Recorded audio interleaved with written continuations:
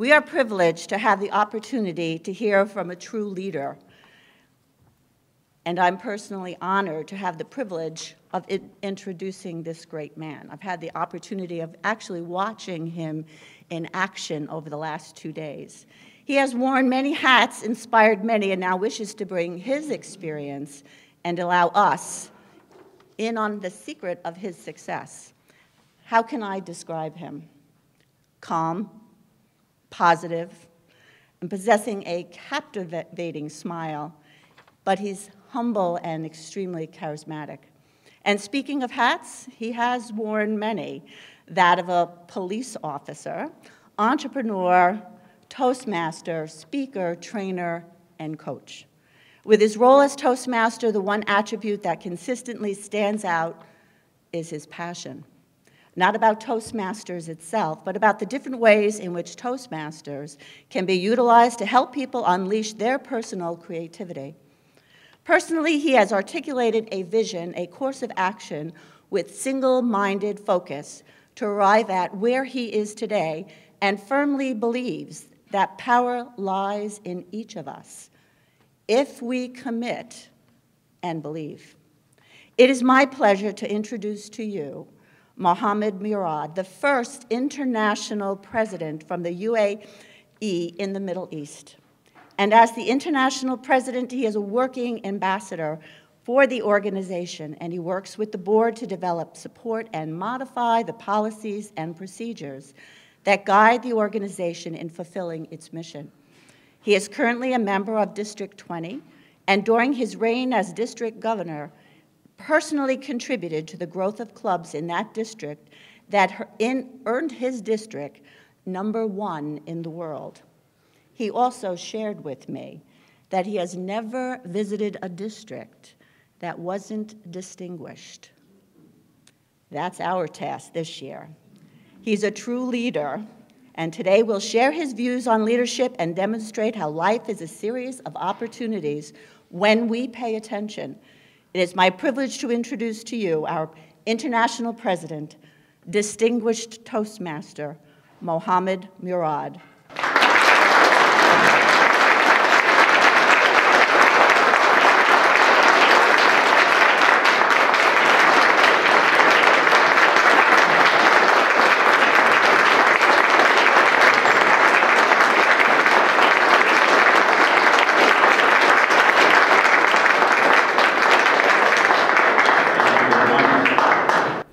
And good morning.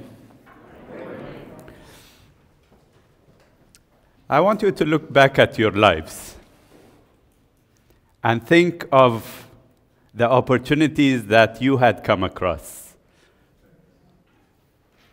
in your life, whether it was childhood, teenage, work, university, and at what point are you in your lives now? You see, the way I look at things is that we do have opportunities at every step of our lives. We are able to look at life as a journey of leadership, looking at life as something that is of value, but it is only of value if we do something about it. Les Brown, who is one of my idols when I look at him for motivation and inspiration, and he is one of the Golden Gavel winners some years ago, he says, whatever happens to you is none of your business. All you need to do is work towards becoming better. And that will take care of everything that will happen to you in a positive way. And I guarantee that that is my experience in how my life has gone. Beth shared with you that I was in the police for some years, for 20 years or so. And 8 out of the 20 years, I was in the criminal investigation department. And I was a bad cop at that time. Not bad that I was taking bribes, but I was bad in dealing with crimes and so on. And one of these days I was sitting in my office and I got a call from the operations room. And they said, there is a man who is unconscious on the street. We would like you to go and check out this man. So I got into the car, went to the street, and sure enough, there was a group of people who were surrounding this unconscious man. Went there, dispersed the people, looked at the man, and he was unconscious. Kneeled down to him and tapped him on the shoulder. Said, sir, are you all right? No answer. Tapped him again on the shoulder and said, sir, I'm from the police. Are you all right? Opened up his eyes a little bit, looked at me, and said nothing. Again, I asked him, are you all right? And he looked at me again, and he said, where am I? So I looked at him, I looked up, I looked at him again, and I said, sir, you are in front of Starbucks. He opened up his eyes a bit more. And he said, you must be a senior police officer. So I got filled up with pride and honor, and I said, yes, I am a police officer, and a senior one for that matter. But how did you know? He said, you police officers always give accurate but useless information.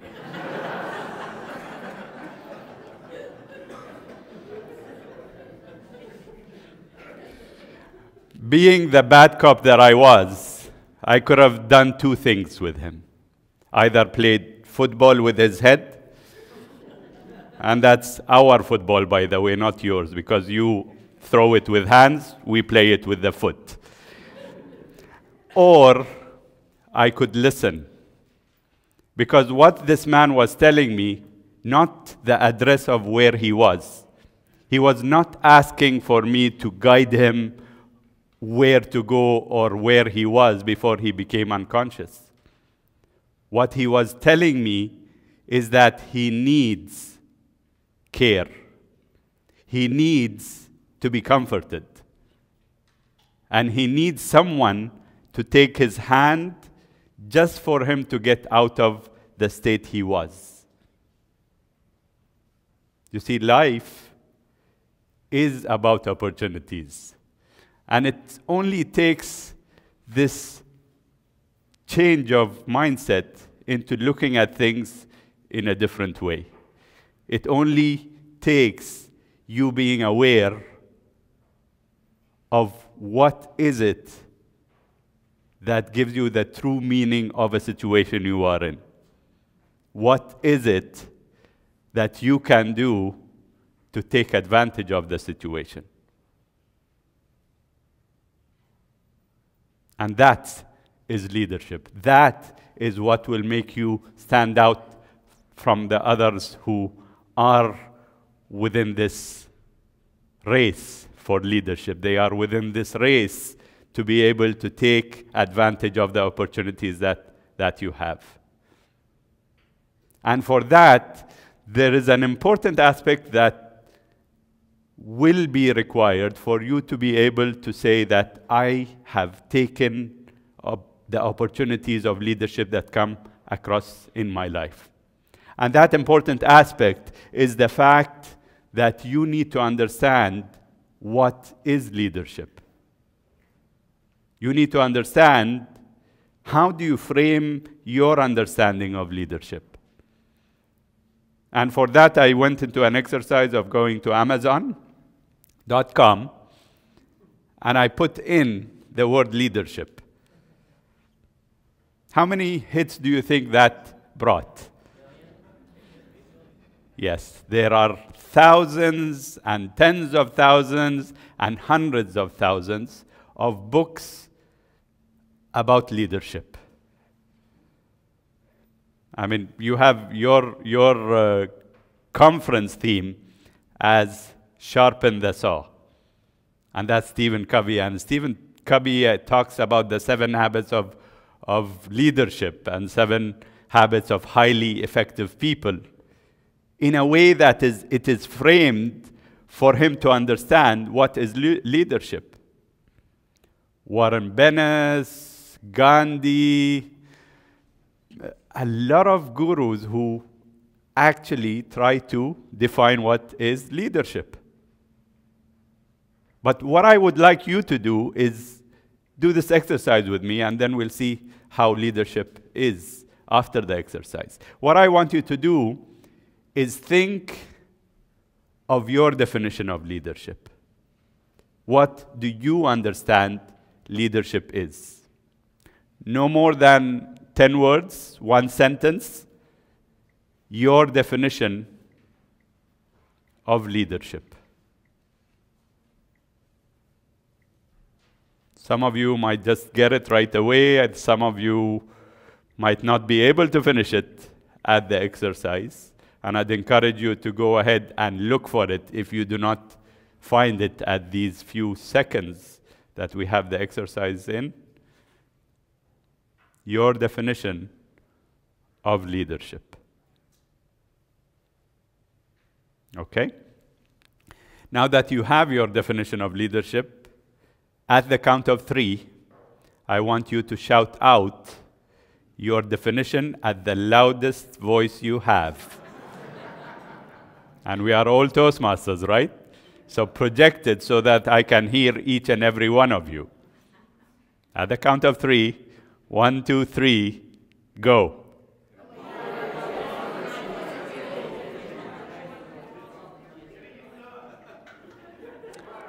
Yeah, he was a smart guy, right?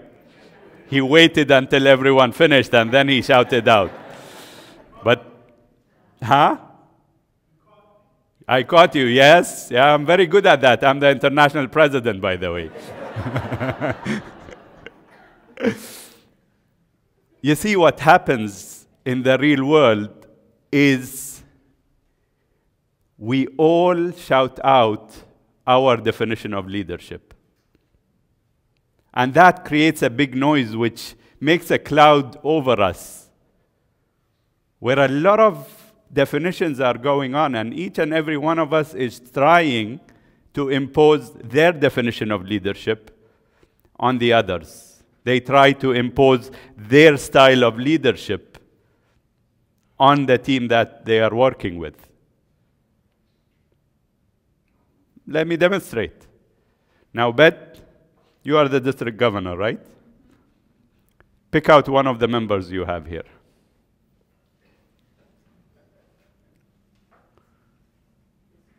Is Carmine here? Carmine? There, she's there. Okay, so you thought you were going to put her on the spot, but I'm going to put you on the spot. What's her definition of leadership? No, not you. I'm asking Beth. Just stay there. Whatever it is, it's good.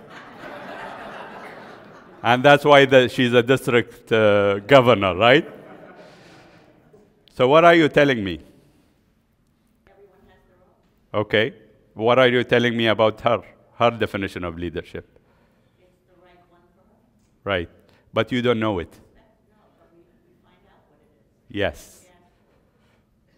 What did you say? You asked them? We asked them. Right. What's your definition of leadership, Carmine? Mr. International President, my definition of leadership is to enable others to get on their feet with confidence. Thank you. Have a seat.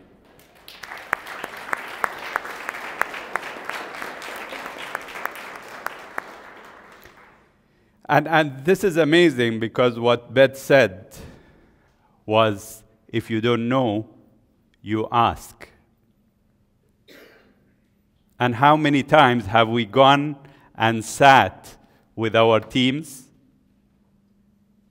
and asked them, what's your definition of leadership, so that I can sit and understand it and be able to work with you in a better way? What happens in teams, and probably we'll be talking about this, and you will be experiencing a couple of feelings about it when we talk about teams at 2 o'clock. But then it's important for us to understand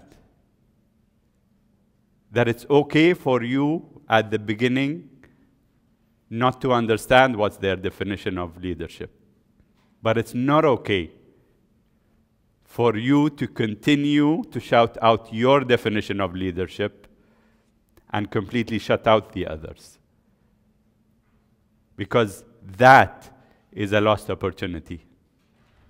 That is the key for you to look at life as a leadership opportunity. Because leadership is not about saying that it's my way.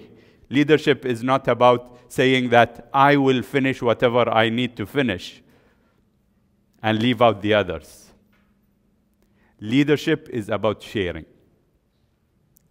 Leadership is about being able to say, I know your potential. And we are able to share our potential to be collectively able to do much more. I'm sure each and every one of you, at whatever capacity you are, whether you're a member, whether you're an executive committee member on a club, area, division, the district, or the organization as a whole, because we have a couple of leaders from other districts also. You have the potential. And the question is not whether you are going to do whatever you need to do. The question is, how efficiently will you be able to do so? And Beth was talking about how I have never gone to a district that hadn't been distinguished after the year that I have visited them. And that is only because it's important for you to realize what's the magic equation. How many clubs have been presidents distinguished here for the past 3 years? Could I see a show of hands? Okay, how many areas? How many divisions? You see, those who have been there for a couple of years understand the magic equation. And once you get the magic equation of taking opportunities onto your responsibility, being able to go from success to success to success, means that they have sat together. Means that they understand what the members can do. Means that the team is able to sit together and ask, what is their definition of leadership? There are always two things that you can do in life. You can either take advantage or say, I'm not able. There is no middle way. Let me ask you this. I'd like you to try to stand up, please.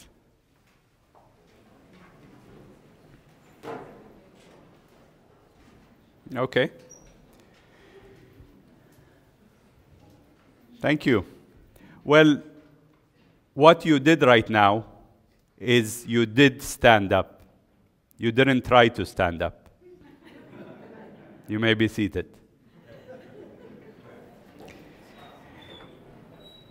You see, in life and in leadership, there is nothing which says we will try. There is nothing that will tell you, I will try to achieve something, and then you are able to achieve it. You either do it or you don't. And probably this is the time that you can reflect on what is it that you have tried to do? And what is it that you have set your mind to do and you are determined to do it? And it's easy, whether it's on the district level, area level, division level, or even on your personal level. It's either you are able to or you're not. I was in the police, and at that time I had been transferred from the criminal investigation department to the emergency medical services department. So I was running the emergency medical services for 12 years under the police because they were actually in charge of the EMS system within the city. So I was a bad cop, then I became a good cop. You see, that is what I didn't understand whenever I got this letter on my desk saying that you are transferred from the criminal investigation to the emergency medical services. Now imagine a police officer who has been on the road, on the street for 8 straight years. Sometimes going on for 3 to 4 days without any sleep, going after burglars, homicides, drug addicts, drug traffickers. It was a really busy life.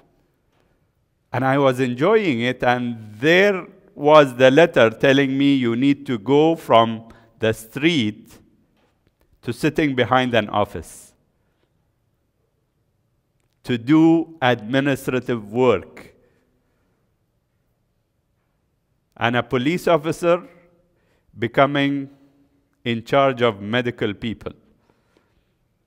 Let me tell you, doctors and police officers don't like each other, by the way. Any doctors in the audience? Good, then I can talk a bit at freedom. You see, whenever I became the director of the emergency medical services first, I needed to go and meet doctors in the hospitals and liaise and talk about how we can cooperate. And they thought police officers are dumb. And I thought I was dumb because I didn't understand anything in the medical field. So what happened is that I could not sit behind a desk for 10 straight minutes. I could not.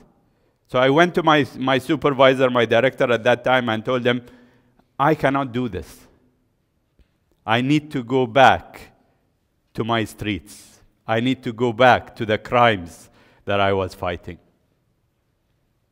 And he was very wise, because what he said is that, I understand what you're saying, and I will let you go back to wherever you came from on one condition. I said, okay, sounds interesting. What's that condition? He says, if you come back to me after 3 months, I will let you go back if you tell me that you want to go back. I said, okay, 3 months, no problem. And as I went along, the 3 months went by. And something very interesting happened, because I looked at it as an opportunity. I looked at it at what difference the leadership would be from fighting crime to saving lives. At the beginning, I didn't understand that saving lives is more important than fighting crime. And how beautiful would it be to be able to say that you are saving lives for a city of 2 million people. While you are fighting crime, you are doing that with individuals. And there was a shift of how I saw an opportunity. And at the end of the 3 months, I went to my director and I said, I will not give this up for anything in the world. Because that was a leadership opportunity. That is what made the difference in my life. And you know what? While I was in the ambulance department, the EMS system, I got to meet this guy who is called William Sampson. And we had some business dealings with him. And one day he comes up to me and he says, why don't you come to our Toastmasters meeting? And I look at him, I say, I'm a police officer. I'm not allowed to go places where they serve alcohol.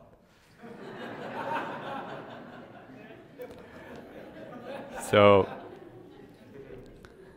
William Sampson tells me, this is not about alcohol. We don't have alcohol at all. We have public speaking. And those days, there was nothing which was talking about communication and leadership. It was only public speaking. Toastmasters meant public speaking. That was 18 years ago. So I go to this meeting, and there were a bunch of crazy people who clapped as soon as someone stood up and spoke. And there were a couple of speeches, couple of evaluations, finished the meeting, thought nothing about it, and went back to my work. 3 months later, I see William Sampson again. And he says, why don't you come to a Toastmasters meeting? I said, okay, I don't have anything this evening. I'll come to your Toastmasters meeting and see what's happening there. I go to this meeting, the same crazy people who clapped every time someone got up, and this time they clapped even when I got up to do table topics, because they asked me as a guest, come and do table topics. And I went there, spoke for more than 1 minute, clapped for me, finished the meeting. End of the meeting, they come up to me and give me a small trophy and tell me, you are the best table topic speaker of the day. And 5 minutes after that, the VP membership comes with a membership form. And guess what happened? I signed up. Only to find out that the table topic contest or the speeches were rigged. They gave it to the guest. Within reason. You know, there was integrity there. So if the speakers as guests were close to the members, they actually gave it to the guests. And if that is what it takes to make an international president, then we need to have 313,000 William Sampsons. Just to invite a guest to come to a club, encourage them saying that you are good, but you can become better. And Toastmasters is the place for you, is what we need to look for. And the thing is that you cannot become a William Sampson unless you look for William Sampsons who can join you.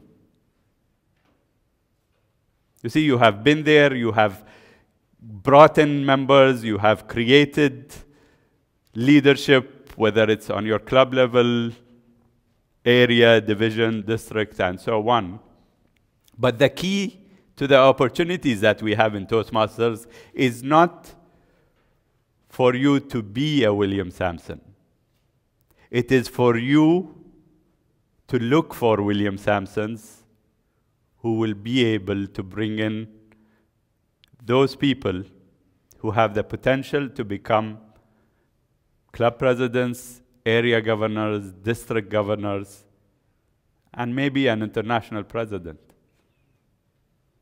You see, the joy of having people become successful is tenfold more than the joy of you becoming successful. And it's the understanding that whenever we get into Toastmasters, it's about us. And it's about us developing our communication skills, our leadership skills. But little do we know that when we finish our CC and CL, there's a whole new opportunity of leadership which opens up. There's a whole new world which could make us the happiest people in the world. I've been there for 18 years.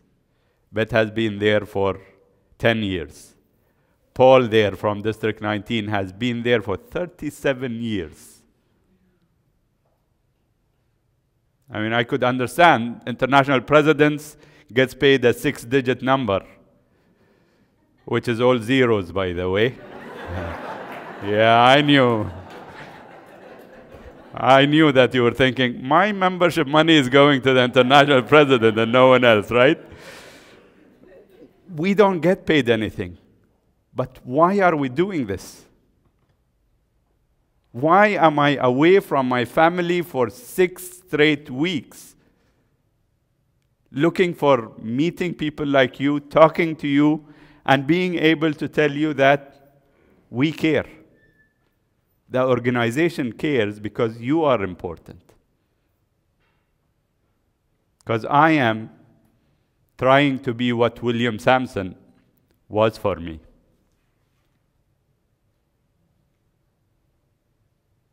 Life is about opportunities.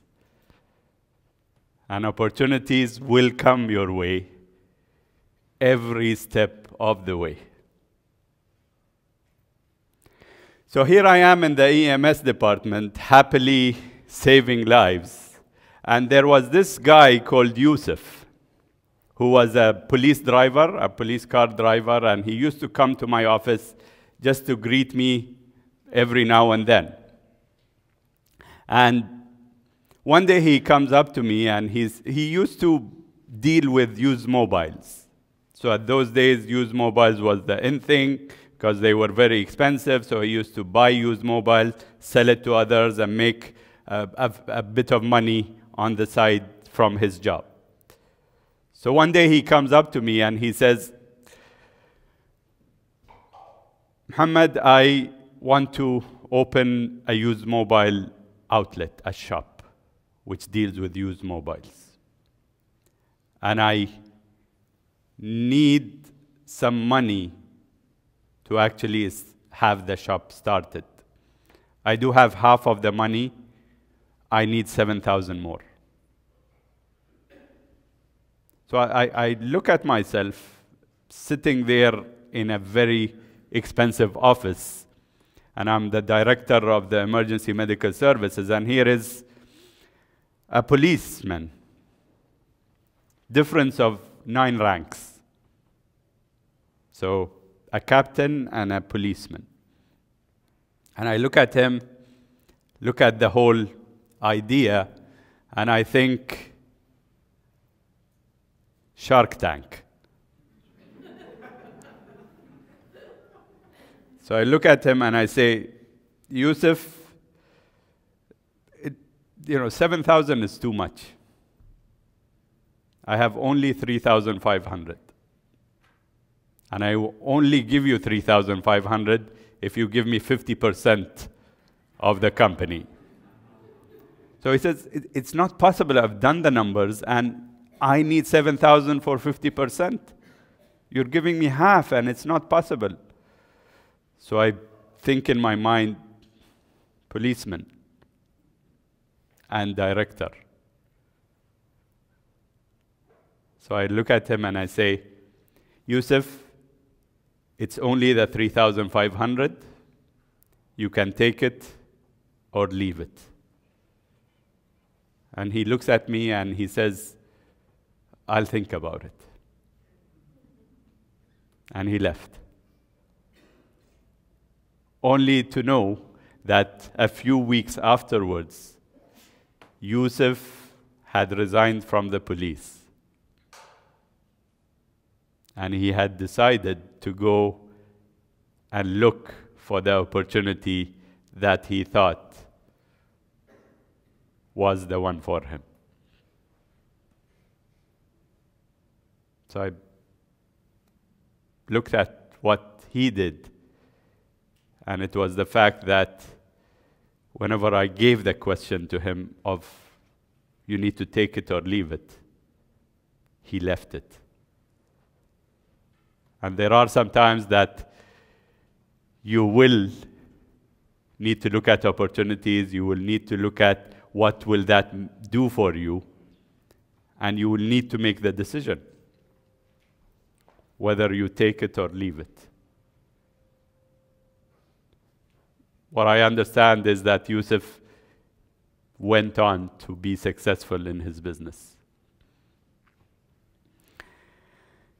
There are many times that we go and ask ourselves this question. And it's a very important question which will need to be answered whenever they come up. And the question is, quote, is leadership for me? How many times have you had this question come up and you have posed it to yourself? How many times have people come up to you and indirectly ask you this question by bringing you up into leadership positions within Toastmasters, within your work, or probably in your circle of friends also? An important question, which opens up a lot of doors for you. A question which you will need to answer.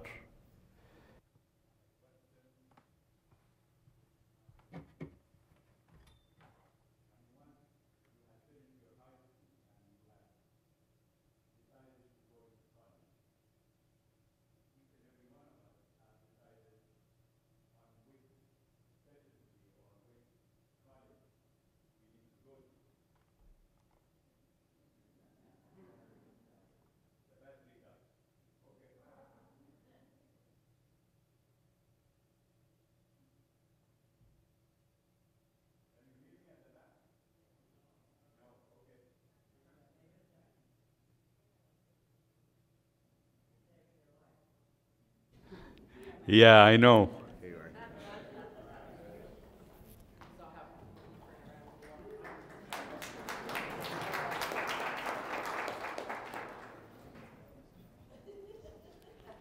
Yeah, it only needed to happen now and to me, right? Okay, so where was I? Where did I cut off? College. So any one of you might have had to make the decision of what college you need to go to. Which college? Reputed, medium, community college. And in fact, when you do that, you are asking yourself, is leadership for me? And you are asking yourself, what opportunities would I have by taking one decision or the other? Finish college and go to work. Same question. Is leadership for me? Which kind of job should I take? How many people here are graduates? College graduates? Almost all. And if you think of Mark Zuckerberg of Facebook and Steve Jobs and Bill Gates, what do they have in common? College dropouts?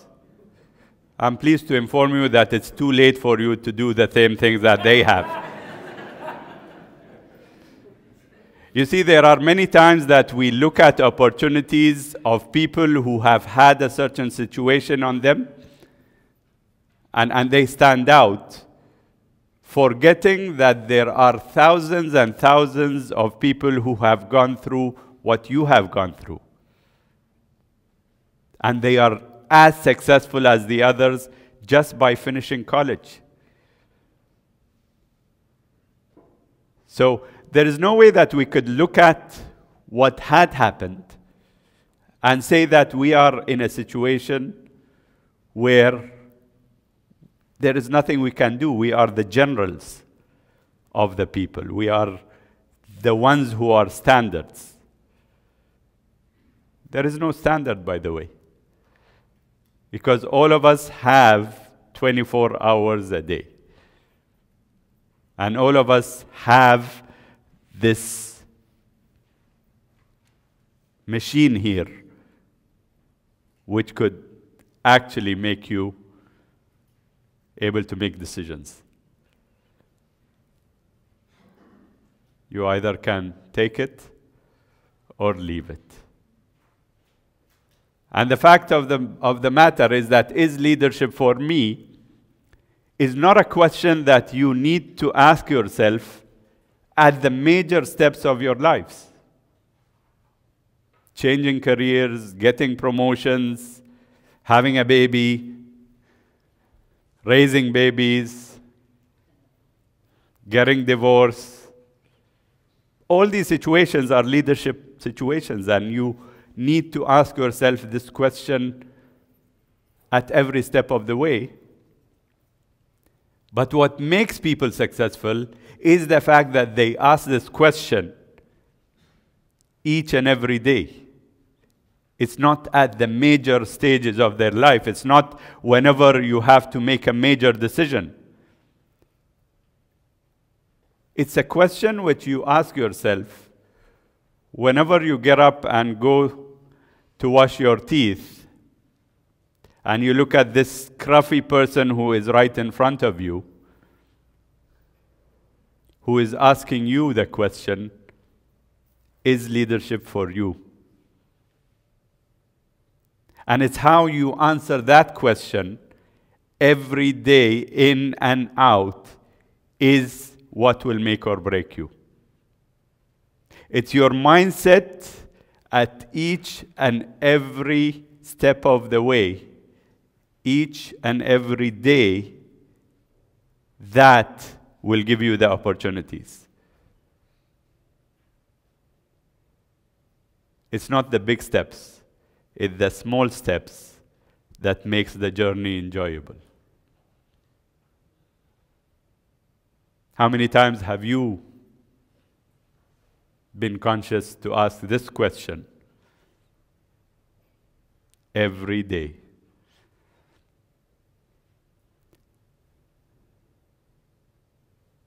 By the way, you might be thinking that he has very long pauses in his speech.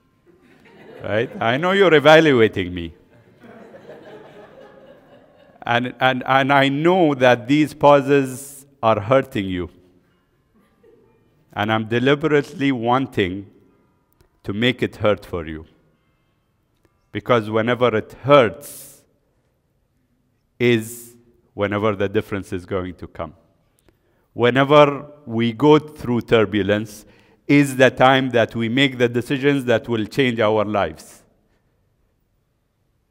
I'd like to share a story with you of Chris Gardner. How many people have seen In Pursuit of Happiness, the movie? Will Smith? Yeah? Okay, for those people who have not seen it, it's a true story. It's called In Pursuit of Happiness. And it tells a story about Chris Gardner. And Chris Gardner was at this point of his life that he had a small son, he had a wife, and he was not doing well financially. And as the story goes, Chris Gardner loses his wife, she leaves him with his son, and he had no money. So a small son, no money, and eventually he loses the place he was staying in because he couldn't pay, or he didn't have the money to pay the rent.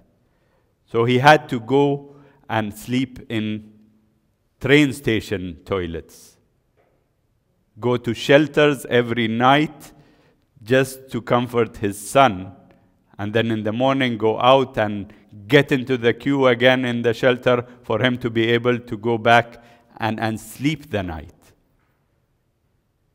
And he was into medical equipment, and he had this last X-ray, mobile X-ray machine that didn't work.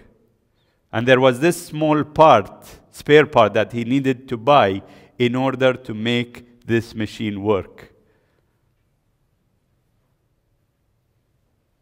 And no money. And a child. And there was this day that Chris Gardner was walking on the street.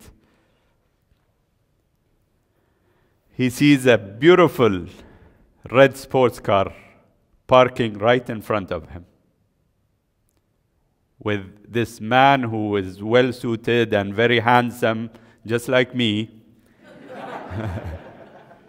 coming down from the sports car, and he was going towards a multi-story building which was all glass, and it seems to be a very nice building to work in. So he looks at this man, and he looks at the building and asks the man, "How did you do this?" And the man says, "How did I do what?" He says, "This, the sports car, the suit, the building, the beautiful job that you have." And the man told him, "I enrolled in the recruitment program," and left. Chris Gardner looked at what kind of recruitment program was it that paid this man so highly and he could afford a sports car and a beautiful life.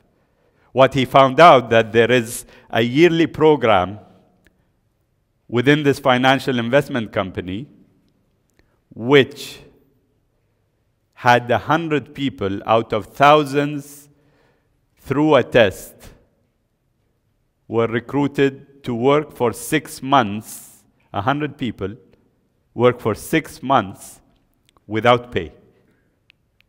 Only for one person to be recruited out of the 100. And Chris Gardner made the decision to work for 6 months within the state that he was in with a son that he needed to take care of with no money at all. 6 long months to be able to get the job. And at the end of the 6 months, the board of directors call him in and they tell him, "You are the one." And as the story goes on, Chris Gardner works for that company, builds up a lot of capital for him to start his own company, build his own company, and sell it for a multi-million-dollar deal a few years later. And he is living happily ever after with his son, just because of a split-second decision. You see, Chris Gardner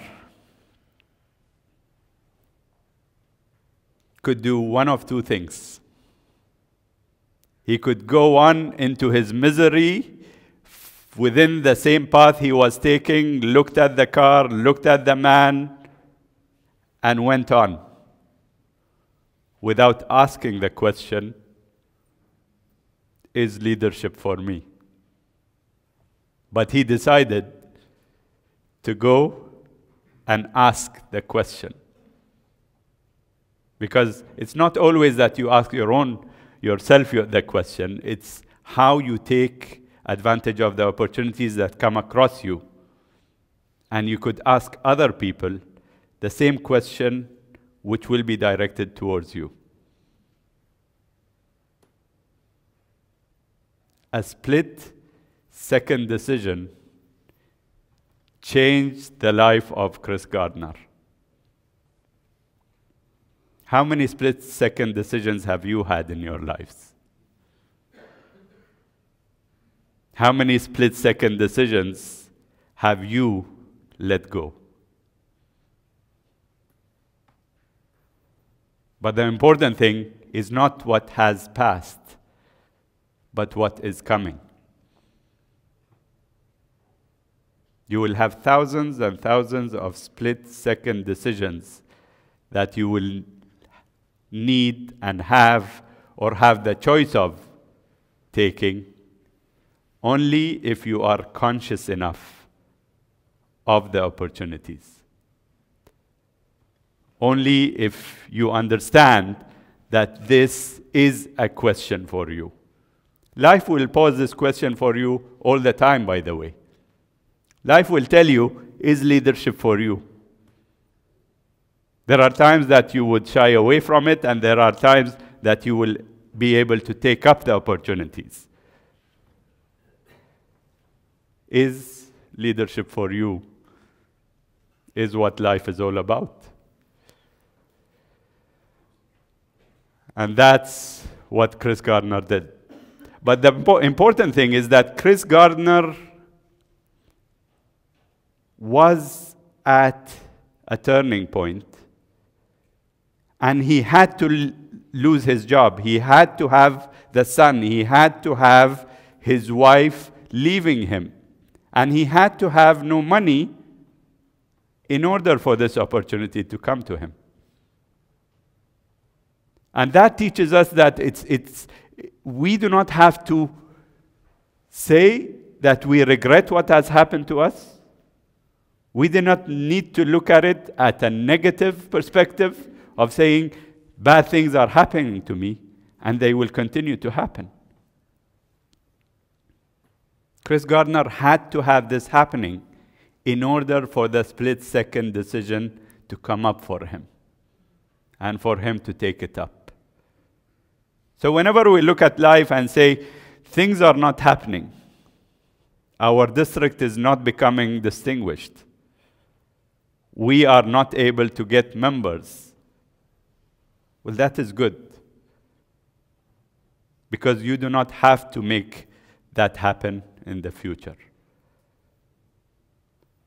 And it's this decision that you make collectively into making things happen. Being able to celebrate your successes, because I'm sure that there have been trials and trials and trials, but without being able to have these opportunities at each and every level come up and take advantage of. That is what leadership is all about. That is what opportunity life gives you. So, the question of, is leadership for me, has to have an answer. And I have a magic equation which will answer this question for you. You want to have it? Yeah? 300 pages. And I have a book outside that I could sell you for that. I'm joking. I have no books and I'm not selling you anything. The fact of the matter is that this question cannot be answered by anyone else except you. Do not expect to get answers from anyone outside in this world, whether they are mentors, coaches, experienced people, gurus. No one will be able to answer you this question. There's only one person who could answer it, and that's you. But I have a cheat sheet. And the cheat sheet is very simple. It consists of 3 letters. Y-E-S. Yes. You see, you will never be able to answer the question unless you try it. You will never be able to say, I am able to say an emphatic yes or no unless you try it. And this is what we do in Toastmasters, right? We need to be able to try things in order to say that we are successful in it or not. Whether it's leadership or communication, whether it's taking up a role in Toastmasters or work, whether we need to be able to say yes to ourselves with confidence or be hesitant. That's what life gives us. And it's fair, by the way. Life is fair to each and every one of us. It all depends on what's our perspective to life. I mean, look at me. A police officer who had nothing to do but crime from a place which was unknown at that time, 18 years ago. Whenever I went and told people I'm from Dubai, they said, "Where?" I said, "Dubai. It's in the UAE." "What's UAE?" "United Arab Emirates." "Where is that?" "It's where the Iraq and Iran war is." "Oh, yeah, we know Iraq and Iran, so we know where you are." But right now, if I say Dubai, I'm sure each and every one of you will know it. Why? Because Dubai worked hard in answering the question. As a city, is leadership for us? And the person from Dubai asked the question, is leadership for him? And it turned out that yes was the answer. What's your answer to your question?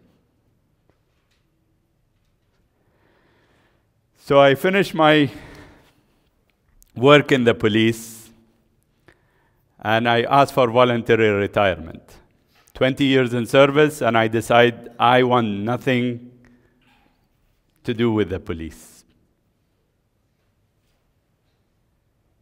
And a lot of my friends came up to me and say, "You are a lieutenant colonel in the police. You have years to go, secure job. Why do you want to get out?"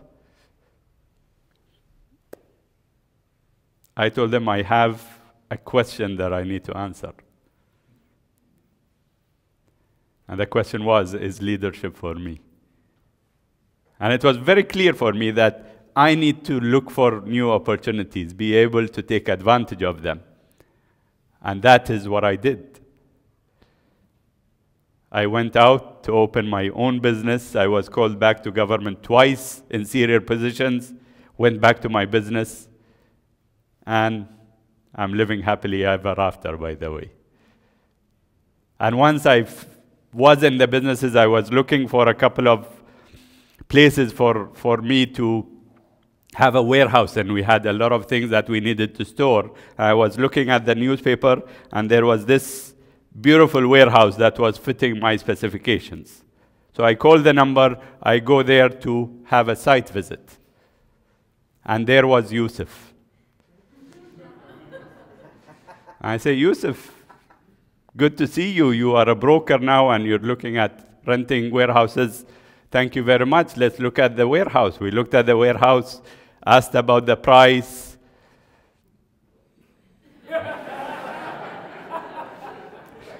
And he said, it's 50,000. I said, "Yusuf, I'm your friend. Please go to the landlord and tell him that, if you could give me a discount, I'd take this right away." And Yusuf told me, "I am the landlord."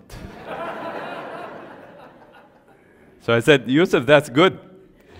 You're the landlord, therefore you could give me some kind of discount on this. It's the only warehouse you have, so I could make you some money by giving you." He said, "I have 10 more like it. Not only that, I have 10 more villas that I rent out, houses that I rent out." So I was thinking, where is the nearest ATM for the 3,500 I needed to give you? Well, I didn't tell him that. I was thinking that in my mind, but I told him, "Yusuf, this is too much. Just give me a bit of discount and I will be able to take the place." So his eyes light up and he has a small smile on his face, and he tells me, "Mohammed, you can take it or leave it." My friend's life is a series of opportunities and a series of leadership opportunities. There's only one thing that will prevent you from taking them up, and that is your own decisions. So whenever something comes up in your life, there is only one thing you can do of two. You can either take it or leave it. Enjoy the rest of the conference. Thank you.